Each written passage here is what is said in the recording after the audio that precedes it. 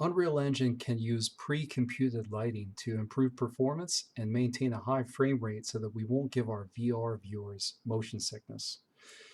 Let's look at a basic example of how pre-computed lighting works. I took the dog parts, the brain dog parts, and brought them into Unreal Engine. So we have the body, the brain, the eyeballs, the pupils. I selected all these items and dragged them into the level. I pressed Control G to group those things together so they would move as one piece. And then I set the scale to be locked, X, Y, Z, and entered 15 to scale these items up. And then I just used some basic materials in the starter content folder and dragged those onto the dog to make it look like wood and steel and gold. And then notice that I also dragged in a point light here, and I set that point light to be static. I set one copy of the dog to be static for its mobility, and then I set the other dog here to be movable. Okay, and take a look up in the top left, and you see that there's an error indicating that the lighting needs to be rebuilt. So let's take a look at what happens if we build the lighting. We'll click on this button, and I'll pause this. It will take a minute. Now the lighting build has finished. It took about a minute.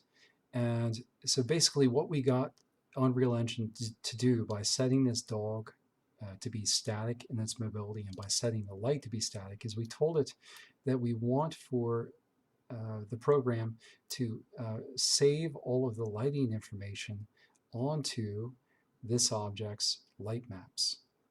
And also we wanted for the lighting information for the floor, the shadows for the static object, to be saved onto the floor's light maps. So this is the first we've talked about light maps, so let me show you what I mean.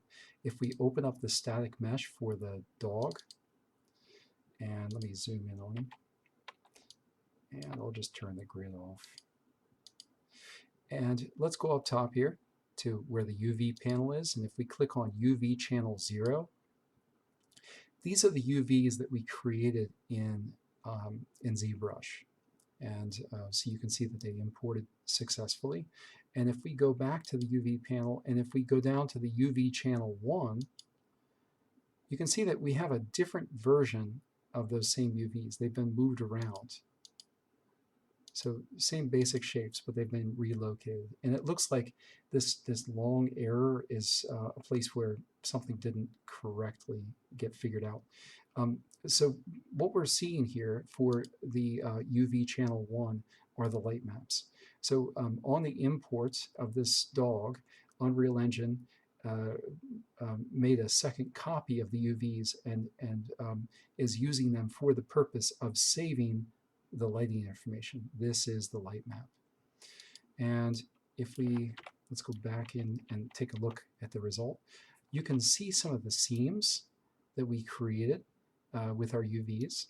So this points to the importance of being careful to make sure that your seams for those UVs are in inconspicuous locations, because the way that those seams line up will affect not only the way that the textures and materials display on the surface, but also the way that the lighting information is saved off in the light map. And you can see that the brain had some pretty big issues. It should not look all choppy like this. It should be more consistent and uniform like this. If we open up the brain, you can see what happens. Let me zoom in on the brain. You don't necessarily need to zoom, but I just want to show you what it looks like here in the static mesh editor. If we open up the brain UVs, they look like this. If we open up the brain light maps, or light map rather, it looks like this.